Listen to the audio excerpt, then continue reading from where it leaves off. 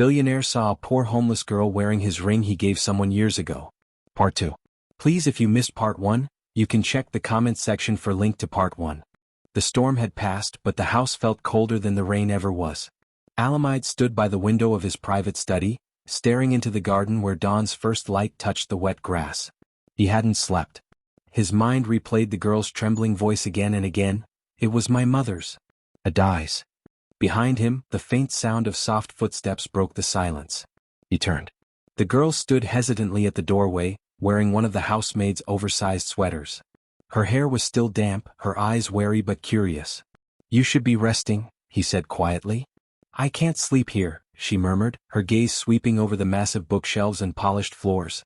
It's too quiet. Alumide almost smiled, the same thing Adai's had said the first night he brought her to one of his estates years ago. His chest tightened.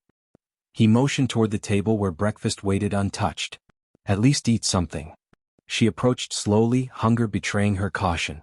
As she sat, her gaze caught a photograph on the desk, a younger Alumide standing beside Adai's, both smiling under the golden sun of a long-forgotten day. That's her, the girl whispered. My mother. Alumide's throat tightened. Yes, she was. Her small fingers brushed the frame. You knew her? I did, he replied, voice low. More than you can imagine.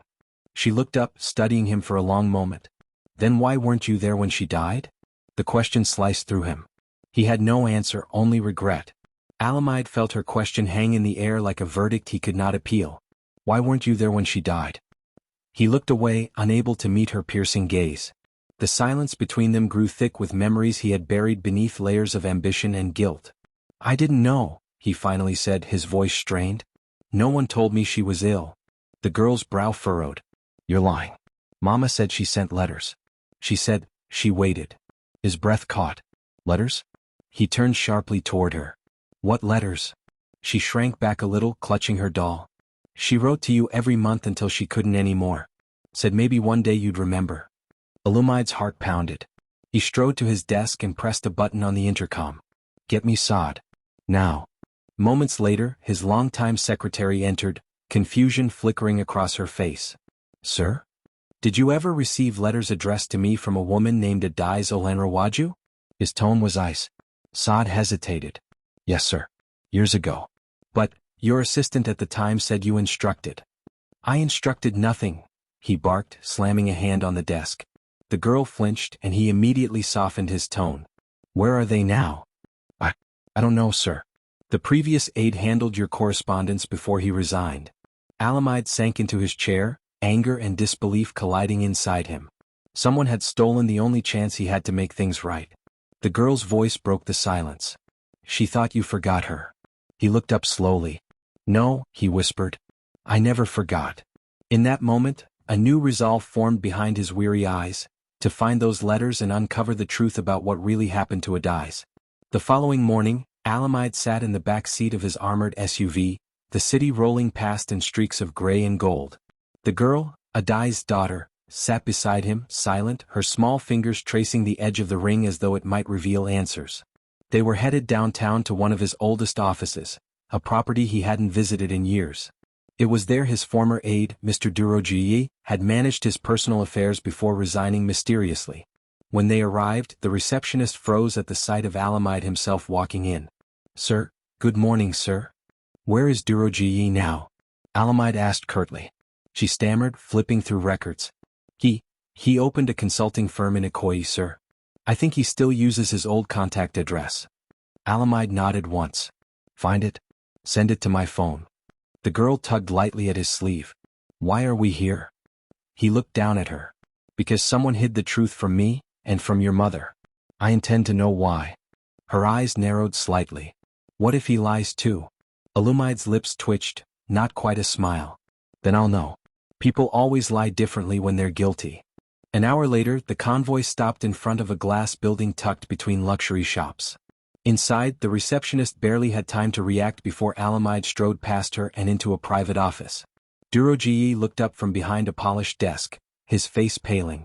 Chief Alumide, he began nervously. What an unexpected.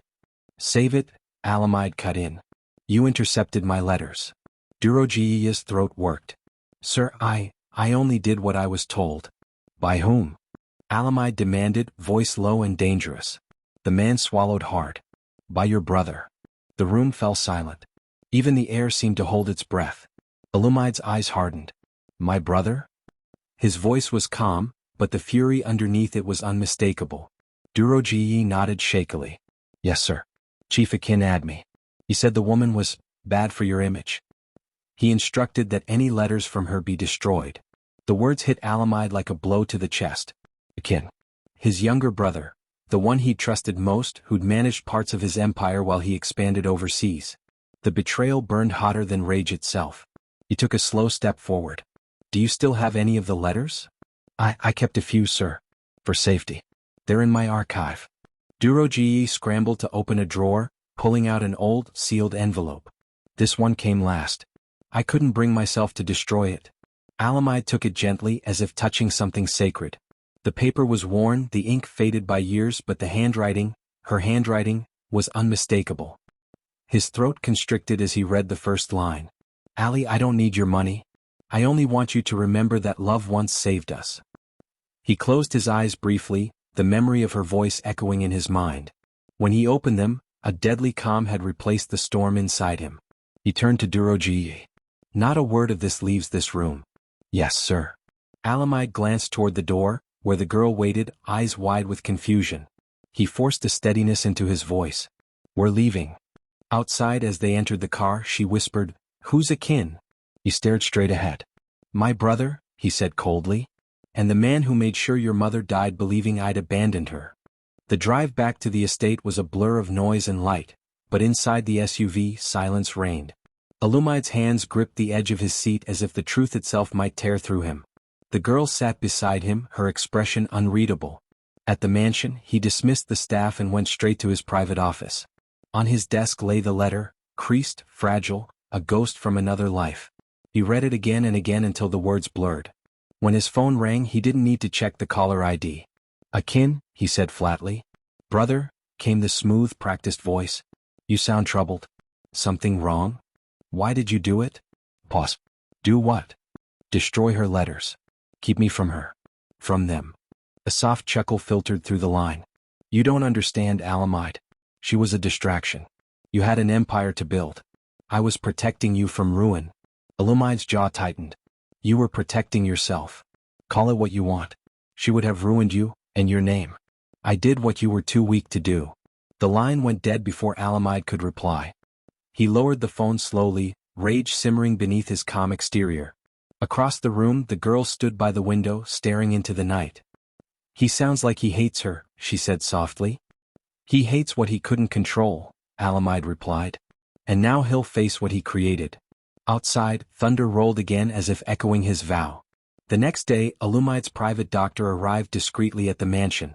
The girl sat stiffly in the grand dining room, clutching her doll while the doctor prepared a test kit. It's just a quick swab, Alumide said gently. I need to be sure of something. She hesitated, eyes flicking between the doctor and him. You think I'm lying? No, he said. I think I've already lost too much to chance. She nodded reluctantly, letting the doctor take a sample. The process was quick, but the weight of what it meant lingered in the air. When they were alone again, she asked, If I am who you think I am, what happens then? Alumide looked at her for a long moment. Then everything changes. Hours later, he stood in his study, the results glowing on his tablet screen. The match was undeniable, 99.9%. She was his daughter. He sat heavily, emotions he had long suppressed rising to the surface. Guilt, joy, fear, redemption. He had built towers from steel and glass, but here, in this small girl, was something far more fragile, and far more valuable. When he returned to her room, she was asleep on the couch, the doll tucked beneath her chin. He brushed a strand of hair from her face, whispering, I failed your mother, but I won't fail you. By the next morning, the news had leaked. A headline flashed across the finance channels. Billionaire Chief Alumide Admi linked to Mystery Street Child. He slammed the remote down. Who leaked this? Saad entered hesitantly. Sir, the story came from an anonymous insider at your brother's firm. Akin. Again. Alumide straightened, fury cold and precise. Prepare the car. We're going to his residence. When he arrived at Akin's lavish home, reporters already hovered at the gates. The brothers met in the marble foyer, the air between them tense with decades of unspoken rivalry. You always loved drama, Akin said with a smirk. Bringing strays into your house now? She's my daughter, Alumide said, voice low. DNA doesn't make family. Power does. Akin poured himself a drink, unfazed. You were always weak for sentiment. Alumide stepped closer, his calm voice edged with steel. You stole her mother's letters. You destroyed a life. I'll destroy your empire for that. Akin laughed. You can try, brother. But when this scandal spreads, it won't be my empire that crumbles, it'll be yours.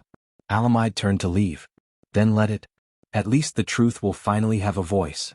That night, Alumide returned home exhausted. The girl was awake, sitting in the library surrounded by open books. They said on TV you're in trouble, she whispered. He nodded slightly. Sometimes the truth brings trouble before it brings peace. She looked down. Was my mother really happy with you? He sat across from her, eyes distant. For a while, yes. We were young, foolish, and in love. I thought money could silence the world's noise. She taught me otherwise. And when I lost her, I buried everything that reminded me of her, including myself. The girl studied him for a long moment. She said you were kind once. Before the money. He smiled faintly. Maybe you'll help me find that man again. She hesitated, then reached into her notebook, pulling out a folded piece of paper. She wrote this the night before she died, she said quietly. I never showed anyone. He unfolded it with trembling hands. The handwriting was faint but clear. If he ever finds this, tell him I forgave him long before he asked. Tears blurred his vision. He pressed the letter to his chest, and for the first time in years, the weight on his soul lifted slightly. The following week, chaos erupted in the Admi Corporation. Akin had called for an emergency board meeting, citing mental instability in his elder brother.